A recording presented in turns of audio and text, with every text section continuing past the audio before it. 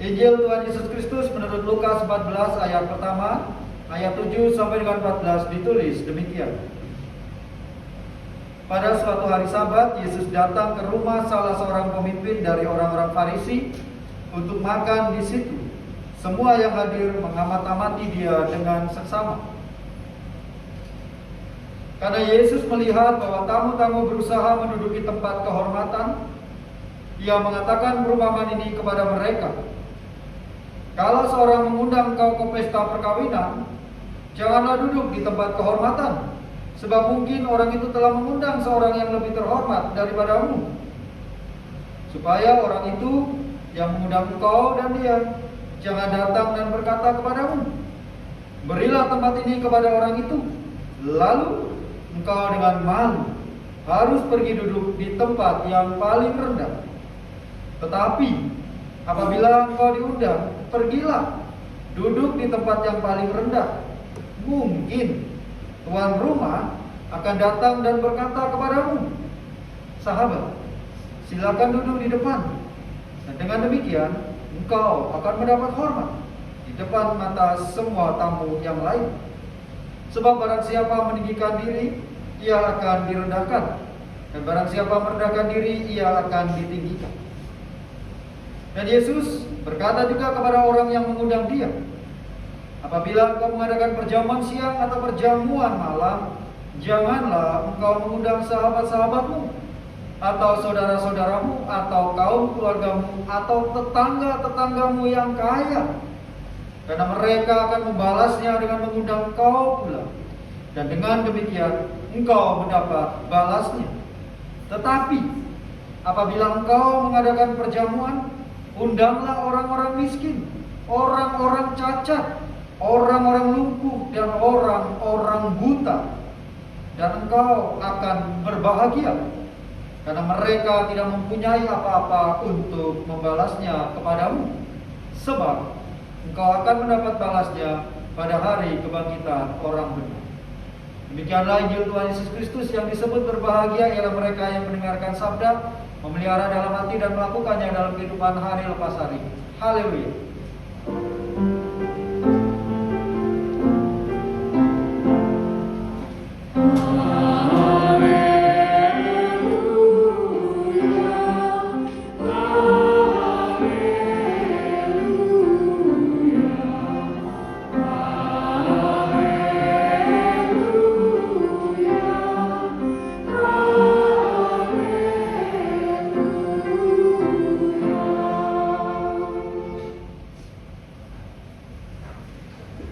Selamat hari Minggu, saudara. Selamat hari Minggu.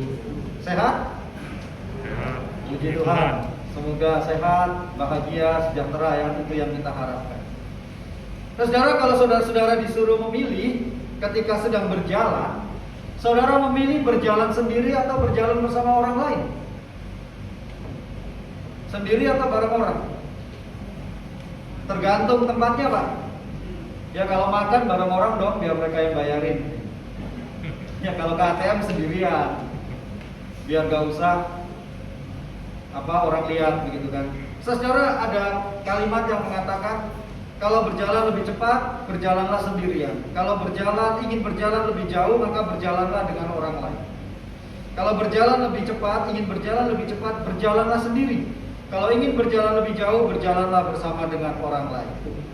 Ini menarik, saudara. Kalau saudara dan saya berjalan sendiri, kita ini bisa cepat kemana-mana, betul ya? Tapi kalau kita bareng orang lain, ini lambat karena ada ritme yang harus kita ikuti. Saya sering jalan dengan istri saya, saudara, ke salah satu mall begitu ya. Kalau saya pergi ke mall sendirian, saya bisa cepat, saudara, kemana-kemari, mondar-mandir cepat. Tapi kalau bareng istri berdua begitu ya, lagi jalan tiba-tiba dia tarik tangan saya gitu kan. Saiton maksudnya ya. Sayang gitu kan. Lihat nih ada ini, ada itu. Perjalanan jauh lebih lama. Rasanya kehidupan juga seperti itu, saudara. Setiap orang itu bisa berjalan, tapi nggak banyak orang yang kemudian bisa memaknai perjalanan hidupnya. Orang bisa berjalan, tapi tidak banyak yang kemudian bisa menikmati sekelilingnya, berefleksi terhadap apa yang ia lihat. Manusia itu adalah makhluk sosial. Sepakat ya saudara? Tidak bisa hidup tanpa orang lain. Betul? Iya dong. Maka anak muda kalau belum punya pacar sering sedih gitu kan. Ya elah jomblo gitu kan. Malam mingguan yang lain pacaran dia berdua gitu kan sama Tuhan Yesus gitu. Makhluk sosial sehingga kita perlu orang lain. Sekarang era teknologi, kita bisa apa-apa sendiri. Kita makan nggak perlu keluar rumah, kita dapat makanan. Tapi toh itu ditolong orang lain. Ada kurir yang datang, yang mengantar dan sebagainya. Saudara dan saya tidak bisa hidup tanpa orang lain. Bersama dengan orang lain mungkin perjalanan kita lambat kalau kita pergi-pergi. Tapi kita akan enjoy, menikmati, tidak terasa. Kita mungkin kalau disuruh pergi muter mall begitu ya, Grand Indonesia ya saudara, itu salah satu mall yang sering bikin saya nyasar ya. Jadi kalau janjian dengan istri saya kerja di Menara BCA, saya selalu bilang tunggu saya di Gramedia. Karena kalau enggak, saya pasti hilang saudara, enggak ketemu. Kalau saya sendirian ke GI muter-muter, 10 menit, 15 menit, 30 menit, sejam, capek saya. Udahlah, bosen. Tapi kalau saya berdua, mau dari bawah ke atas, atas ke bawah, bolak-balik mah enak aja, nggak terasa. Karena ada kawan seperjalanan untuk ngobrol, untuk berbicara. Berjalan bersama dengan orang lain akan membuat kita mencoba untuk menyesuaikan ritme langkah orang lain. Sementara kalau sendirian kan nggak ada yang disesuaikan. Butuh cepat ya cepat dan sebagainya. Ketika orang merefleksikan bahwa kalau ingin berjalan lebih jauh maka berjalanlah bersama dengan orang lain. Ini kan sebuah refleksi bahwa ada dimensi yang disebut sebagai kebersamaan. Ada dimensi yang disebut sebagai berdampingan dan kawan perjalanan hidup. Di sini peran orang lain jadi penting karena berjalan bersama. Orang bisa jalan secepat-cepatnya, tapi belum tentu dia berjalan sejauh-jauhnya. Saudara, gereja itu adalah komunitas orang itu bersama. Ada dimensi kebersamaan. Maka banyak orang yang kemudian merindukan gereja secara luring, secara onsite.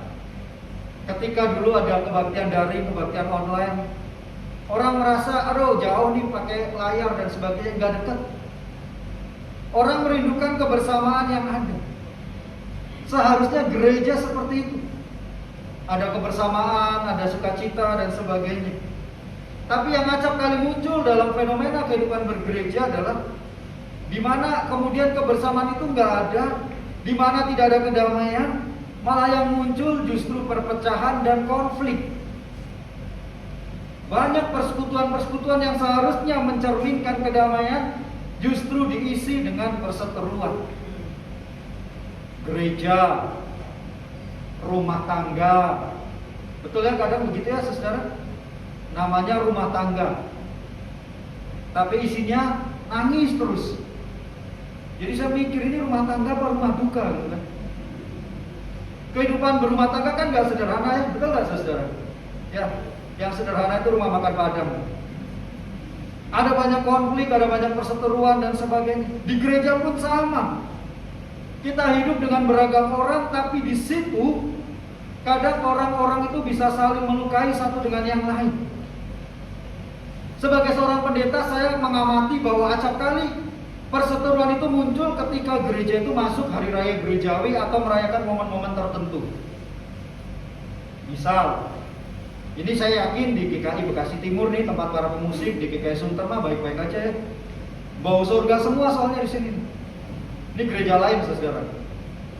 Natal, itu kan rapat, kan. Tiba-tiba seksi acara ada yang mundur, keluar dari grup, ya kan? Kenapa? Karena berantem. Malam Natal menunya adalah babi panggang misalnya. Konsumsi untuk umat babi panggang dari seksi acara. Seksi konsumsi gak sepakat, gak boleh. Pokoknya makan malamnya ketika Natal bebek packing misalnya. Berantem, gak ketemu. Satu keluar grup, satu keluar gereja, pas hari H pecel lele makanannya kan. Aduh, nggak material banget begitu ya, orang berantem dan sebagainya. Tapi itu muncul dalam kehidupan. Dan mengalami hal-hal yang seperti itu pasca kita akan menghias telur. Orang berantem ini mau hias telur apa nih? Telur ayam, telur bebek, telur puyuh. Begitu pilih telur ayam, ini ayam negeri, ayam kampung. Telur bebek ini yang dari Brebes atau yang dari Tegal. Ada banyak hal yang bisa diributin saudara di gereja ketika orang menganggap dirinya lebih penting. Di akhir kebaktian itu selalu ada yang namanya berkat. Betul ya Bapak Ibu? Berkat. Kalau Bapak Ibu saudara di GKI Sunter, GKI Bekasi Timur, kalau diberi berkat itu merem apa melek? Kalau pendeta ngasih berkat nih ya, pendeta khotbah pemutusan berkat, saudara ngeliatin pendetanya apa nunduk? Siapa yang ngeliatin pendeta? Boleh angkat tangan. Ada ya. Siapa yang nunduk? Oke. Siapa yang melek? Siapa yang merem? Siapa yang merem melek? Itu ribut saudara. Saya pernah di kumpulan anggota jemaat di gereja kami ada dua pendeta. Ada simpatisan yang komplain, Pak Pendeta tolong dong kalau di GKI Halimun ini dibikin sebuah kesepakatan. Kalau kita menerima berkat itu seperti apa? Karena saya terganggu. Jadi ketika memberi berkat, ada yang anggota jemaat kami itu tangannya begini saudara, ya kan? Ada yang begini, ada yang nunduk begini. Dan orang ini merasa keberatan, so, tolong dong seragam. Seragam, supaya enak Pak dilihat. Mengganggu saya bilang. Dia bilang begitu, dan saya mengatakan enggak. Ketika pendeta memberi berkat, respon umat mau seperti apa, tangannya nggak ada masalah. Mau nunduk, mau meremelek, mau melototin pendetanya, terserah.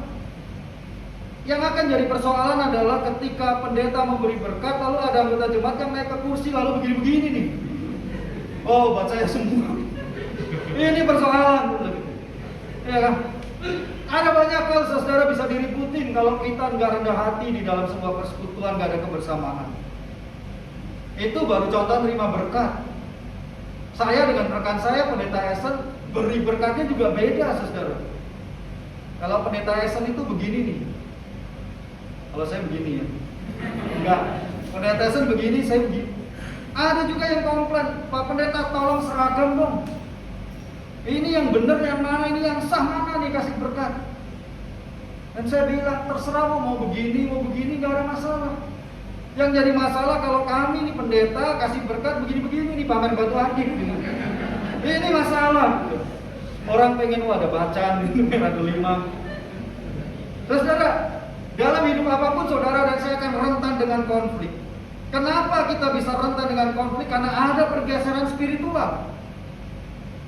Gereja seharusnya selalu berfokus kepada Kristus, Sang Kepala Gereja. Tapi kemudian muncul pergeseran yang jauh, yaitu untuk menyenangkan diri sendiri. Memilih untuk menyenangkan diri sendiri bukan lagi Kristus. Belum lagi ketika di dalam pelayanan ada embel-embel mencari untung rugi, benih-benih kalkulasi. Saya melayani, saya dapat apa? Saya kasih persembahan ke Tuhan 1 juta, Tuhan kasih berapa juta ke saya? Yang lebih baik buat beli togel saudara, begitu kan? Menang 2 angka dapat sekian. Saudara, ini kan sebuah persoalan ketika orang ambil bagian dalam persekutuan, tidak ada gerakan hati. Padahal manusia itu kan hidup berdampingan dengan orang lain yang rentan untuk mengalami gesekan di mana saja.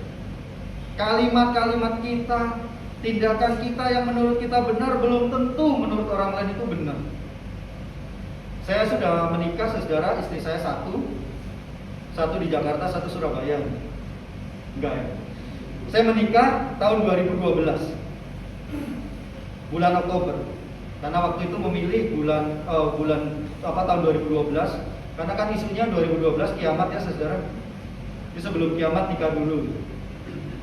Ada banyak hal dalam kehidupan rumah tangga yang bisa menimbulkan konflik. Istri saya itu senang nonton film Korea. Ada di sini Bapak Ibu yang suka nonton? Maka dia berpikir bahwa semua laki-laki yang idaman itu adalah seperti pria-pria Korea. Kalau ada hujan, gerimis gitu kan, dipayungin saudara ya. Payungin, lalu dia rela kehujanan, itu nggak masuk akal buat saya gitu. Ya, ada banyak hal gitu ya. Dia suka ya sesuatu cowok yang romantis begitu kan ya. Ya, itulah gitu. Lalu suatu hari ketika dia pulang kerja, dia WhatsApp ke saya. Yang tolong dong jemput. Pastori kami di Tebet, dia ada di Grade GI ya, Menara BCA ya. Bundaran HI. Tolong dong jemput saya. Sore-sore saudara jam 5:30 itu macet-macetnya itu HI kan. Gerimis lagi. Dia minta jemput. Bagi istri saya, dijemput naik motor berdua gerimis-gerimis pulang ke rumah itu seperti Dilan dan Milea. Iya kan? Bagi saya itu pilek saudara. Saya bilang, udahlah, saya nggak usah jemput, kamu naik taksi saja, saya yang bayarin. Setelah itu saya WhatsApp lagi, centang satu, dimatiin handphonenya kan. Di dongkol gitu kan. Tapi inilah persoalan kita, kadang apa yang kita anggap biasa belum tentu buat orang lain itu biasa. Saudara, hari ini kita merayakan 34 tahun GKI. Berbenah GKI kan, ulang tahun. Temanya adalah terus belajar berjalan bersama sebagai gereja. Kenapa harus belajar? Karena ya belum tentu sebagai sebuah gereja kita ini bersama. Jangan-jangan kita nggak bersederap, kita masing-masing begitu. Maka mari hari ini kita merefleksikan diri sebagai sebuah gereja, sebagai umat Tuhan. Amsal pasal 25 ayat 6 sampai 7 yang tadi dibacakan secara berbalasan mengajarkan agar gereja dan umat Tuhan menghayati tentang pendidikan hati. Hati itu adalah poros dari sujud sebuah tindakan. Hati itu paling penting saudara. Orang kalau melayani lalu disentuh hatinya, dia akan mati-matian di dalam perjuangan melayani. Tapi ketika orang melayani lalu hatinya disakiti, seumur hidup orang bisa terluka. Betul ya saudara? Karena kan kita ini manusia yang lahir dari rahim seorang perempuan. Saudara dan saya kan gak ada yang lahir dari Kinder Joy kan? Datang ke Alfa, orang tua kita lihat, ini telur apa lucu amat, dielus-elus lahir kita, kan enggak. Lahir dari manusia, kita punya hati. Orang mengatakan kalau pelayanan saja, jangan baper gitu. Nggak bisa saudara. Ada hati yang perlu dijaga, ada hati yang perlu disentuh. Maka orang mengatakan kalau cinta itu dari mata turun ke hati, dari hati jadi air mata kalau putus kan. Hati ini penting saudara. Maka ketika komunitas itu mampu melihat orang lain dengan kerendahan hati, menghargai, bukan berebut posisi, menurut Amsal 25, komunitas ini akan jadi sebuah komunitas yang bertumbuh. GKI rasanya seperti ini saudara. Gak mau orang jadi berebut posisi penatua ya. Tuhan, ini aku, utuslah dia gitu ya. Saudara, mari kita lihat dalam kehidupan kita, yang penting adalah kita menganggap bahwa orang lain itu lebih utama. Kita melihat, kita menghargai, bukan saling berebut, saling sikut. Maka persekutuan akan menjadi menyenangkan. Ibrani pasal 13 yang kita baca memberikan penegasan bahwa pijakan utama kehidupan gereja ataupun persekutuan, baik di gereja, baik di rumah tangga kita, itu bukan masalah kedagingan, bukan uang, bukan materi, tapi iman yang mengakar kepada Kristus. Materi penting saudara. Orang mengatakan uang tidak bisa membeli kebahagiaan. Iya, kalau sedikit ya. Kalau banyak bisa. Bukan itu yang paling penting dalam kehidupan kita. Uang penting, materi penting, tetapi fokus utama dalam kehidupan kita adalah iman kepada Kristus. Fokus utama bergereja adalah bagaimana kita hidup bertumbuh untuk memuliakan nama Tuhan menuju kepada kedewasaan iman. Kalau fokus gereja, fokus rumah tangga, fokus kehidupan kita Kristus, maka kita tidak akan geser ke yang lain. Ketika orang menikah kan ada janji nikah di altar gereja ya. Sebutkan, ucapkan janji nikah saudara. Kalimatnya kan jelas saudara. Aku mencintaimu sampai apa saudara? Kebosanan memisahkan kita, kematian.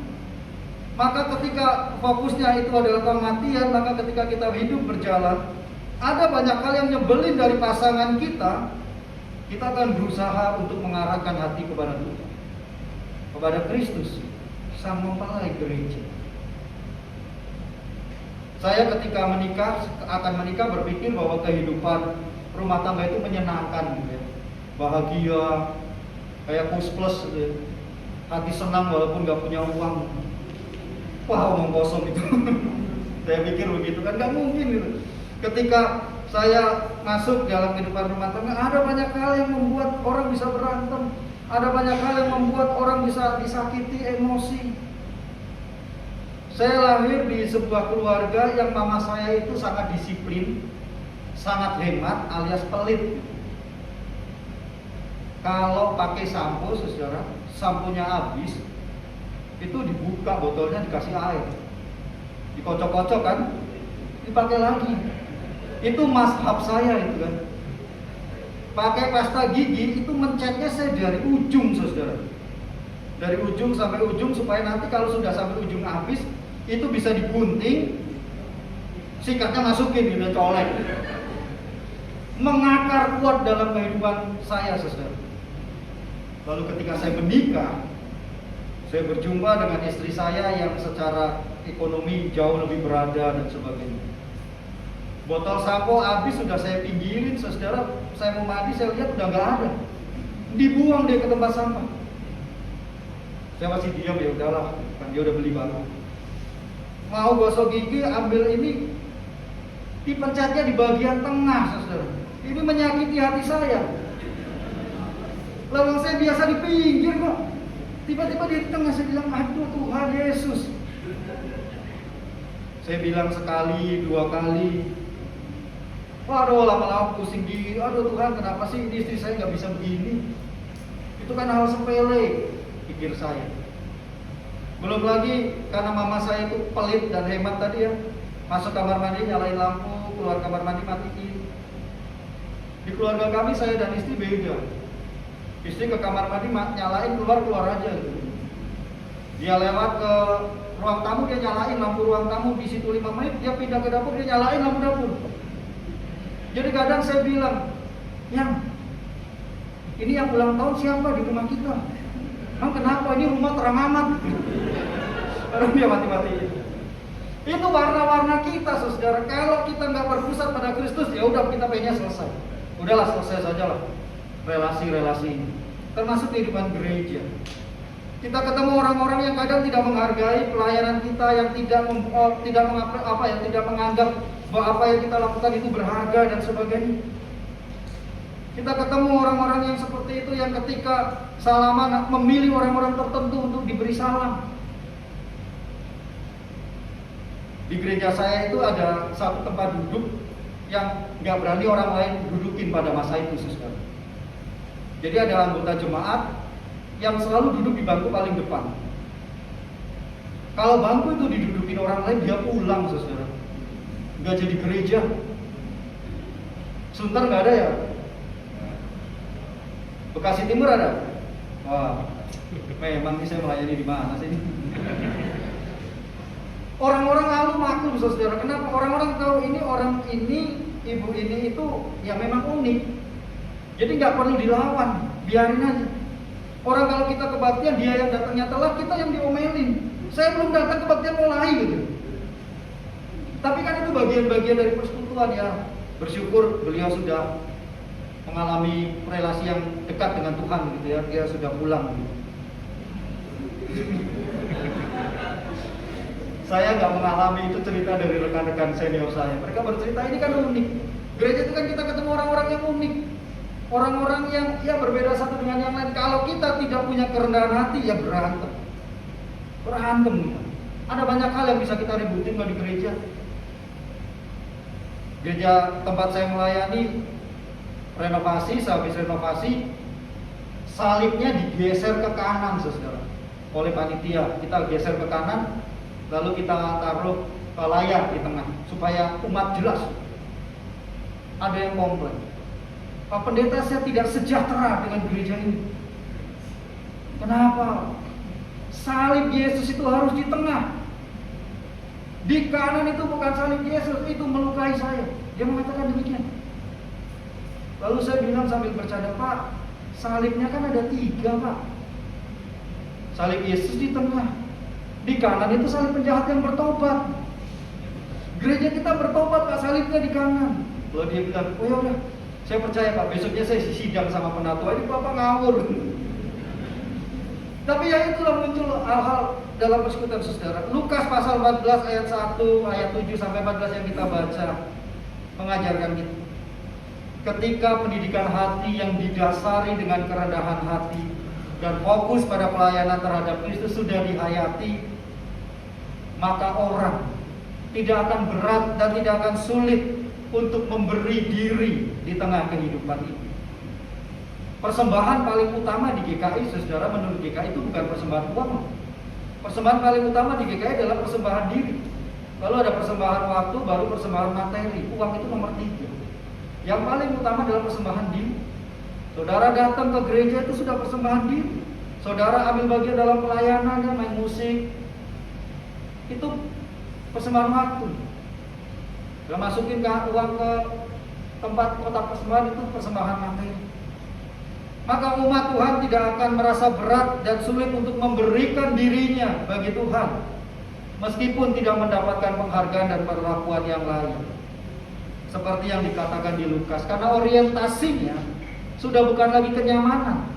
Oleh Yesus digambarkan bukan lagi duduk paling depan, bukan itu. Bukan lagi menjamu orang yang bisa membalas, bukan itu.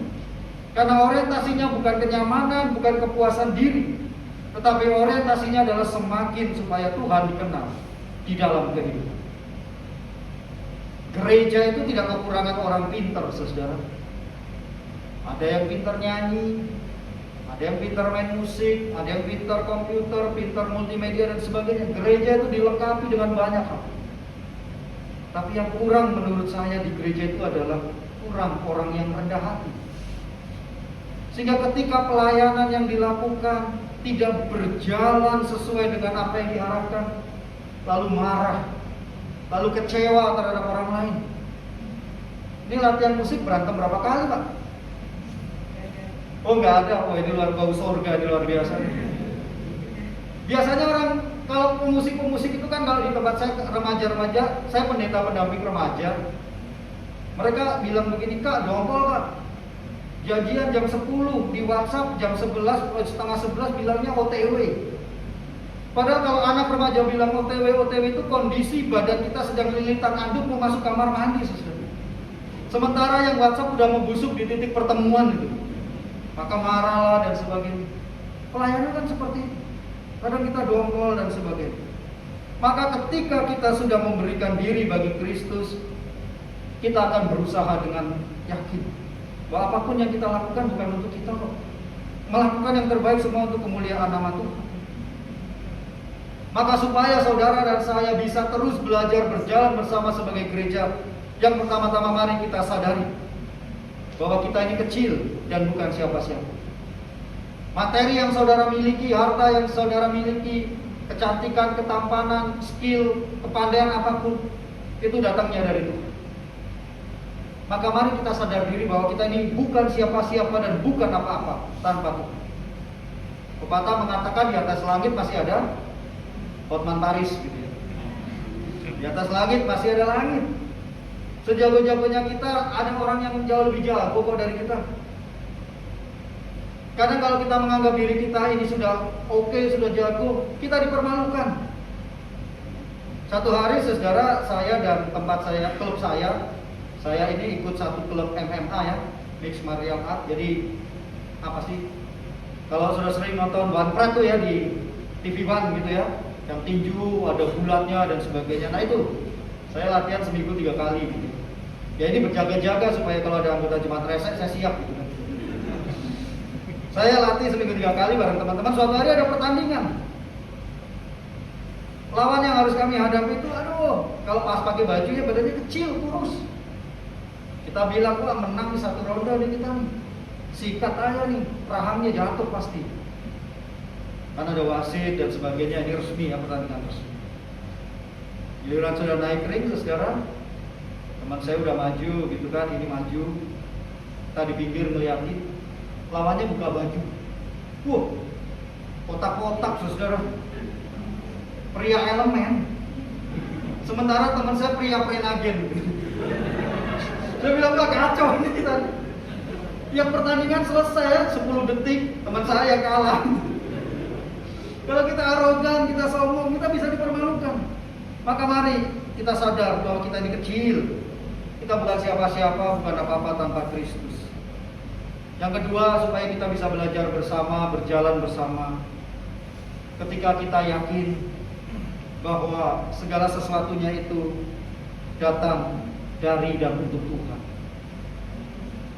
Segala sesuatu yang kita miliki akan mengingatkan kita bahwa itu untuk kemuliaan Tuhan.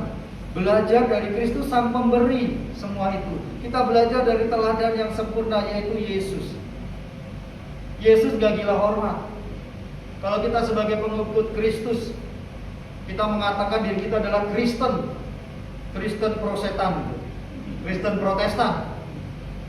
Pengikut Kristus, maka apa yang Yesus lakukan kita ikuti. Kita tidak akan kemudian menjadi orang-orang yang gila hormat, menjadi gereja yang gila hormat, suami yang gila hormat, istri yang gila hormat, anak yang gila hormat. Karena itu semua akan membuat kita letih. Kita akan membuat diri kita senang, tetapi tidak menyenangkan hati Tuhan. Maka belajarlah dari Yesus. Belajar untuk rendah hati, dicintai manusia dan dicintai Allah. Mendapatkan kedudukan dan kehormatan itu wajar. Punya status terhormat enggak salah, saudara. Tapi ingat bahwa kedudukan yang dimiliki, kehormatan yang dimiliki, status yang dimiliki, jika tidak dijalankan dengan rendah hati, akan merugikan diri sendiri dan orang lain. Semua itu hanya titipan.